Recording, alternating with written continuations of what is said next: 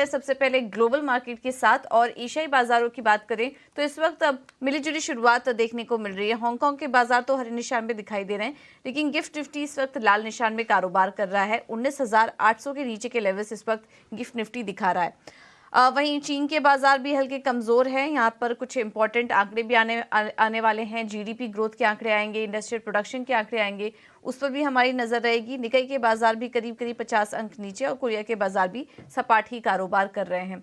तो इस वक्त जो शुरुआती संकेत मिल रहे हैं एशियाई बाजारों से वो हल्की कमजोरी के हैं। और चाइना की जिस तरह से हम बात कर रहे थे तो कुछ अहम आर्थिक आंकड़े आने हैं वहां से, उसके पहले हल्की वीकनेस है। लेकिन अन्य संकेत कैसे हैं, दुनिया भर के बाजारों में किस तरह का प्रदर्शन देखने को मिला, ये एक बार समझ लेते हैं। हमारे साथ मुंबई स्टूडियो से विश्व मोहन जुड़ चुके हैं पूरा अपडेट लेकर। विश्व मोहन, गुड मॉर्निंग, बताइए। एशियाई बाजारों की तो आपने बात कर ली। अमेरिकी बाजारों में कल शुरुआत काफी कमजोरी के साथ हुई थी, हालांकि एक शार्प रिकवरी दिखी और आखिर में डाउ जोन्स हल्की तेजी के साथ बंद हुआ और एसएनपी और नैस्डैक में मामूली तेजी दिखी। लोअर लेवल से देखेंगे तो काफी अच्छी रिकवरी तीनों ही इंडेक्स में देखने को मिली है। अब यहां पर बाजार के लिए अहम फैक्टर क्या था? सितंबर के जो रिटेल के जो आंकड़े थे, रिटेल सेल्स के आंकड़े थे यूएस में, वो अनुमान से काफी ज्यादा बेहतर थे। 0.3% का बाजार का अनुमान था, 0.7% आया और इसे बॉन्ड यील्ड में तेजी आ गई। 6 अक्टूबर के आसपास का जो लेवल था वहां पर बॉन्ड यील्ड पहुंच गया है 4.83% के आसपास यूएस 10 ईयर बॉन्ड यील्ड है।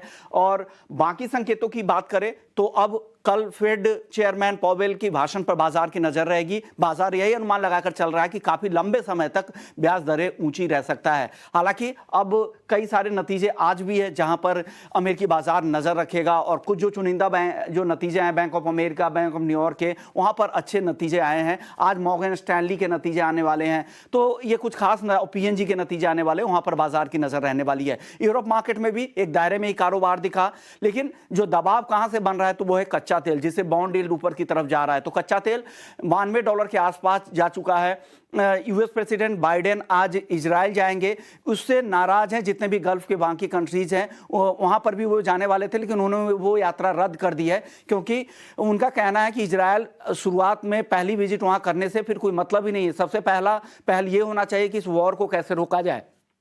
और फिलिस्तीन के प्रेसिडेंट ने साफ कहा है कि वो उनसे नहीं मिलेंगे और इससे भी बाजार में चिंता बढ़ी है। लग रहा था कि बाइडेन के आने के बाद कुछ स्थिरता आएगी, सप्लाई की स्थिति बेहतर होगी, लेकिन अब वो चिंता नहीं दिख रही है। जो हॉस्पिटल में इजराइल की तरफ से जो गजा में हमले किए गए थे उसको लेकर चिंता बढ़ी है। हालांकि इजराइल की तरफ से कहा गया है कि वो हमास के रॉकेट की वजह से हमास के रॉकेट वहां पर दागे गए थे, लेकिन अब तक स्थिति साफ नहीं है। लेकिन तनाव काफी ज्यादा है, इससे कच्चा तेल काफी ऊपर की तरफ जा रहा है। यह घरेलू बाजार के लिए काफी चिंता है। अमेरिकी बाजारों से हालांकि बहुत ज्यादा कमजोर संकेत नहीं है, लेकिन क्रूड एक अहम फैक्टर आज के लिए हो सकता है। पूजा।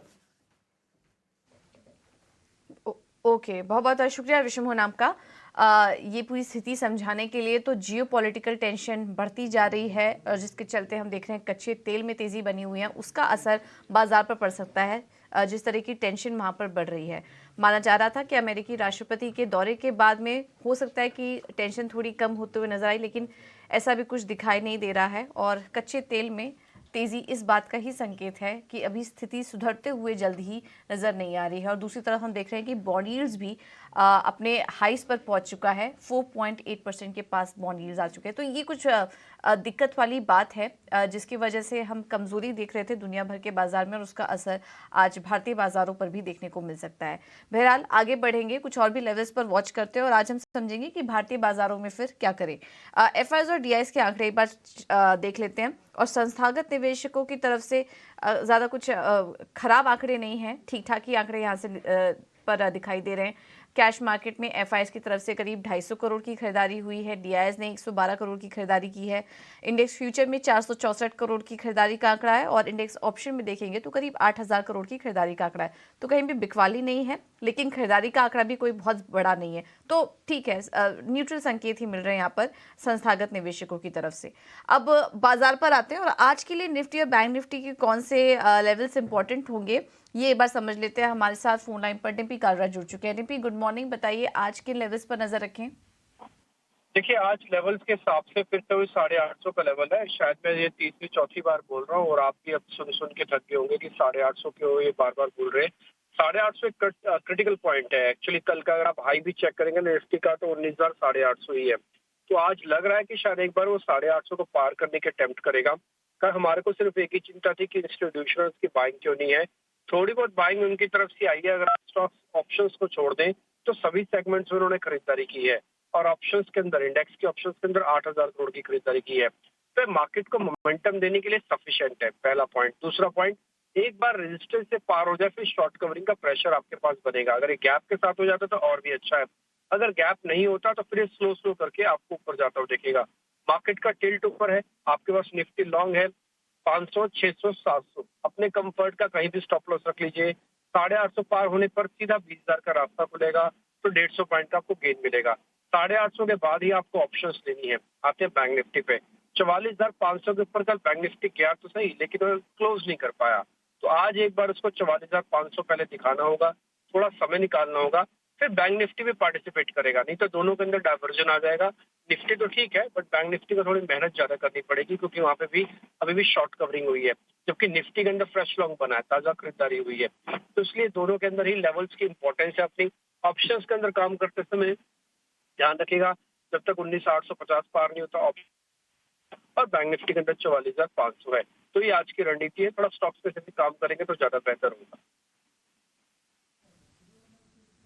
ठीक है, तो स्टॉक स्पेसिफिक पर ही नज़र रखिए। बाजार ऐसे ही रेंज में आने वाले कुछ समय में देखने को मिल सकता है और उतार चढ़ाव बना रहेगा इंडाइसेस पर।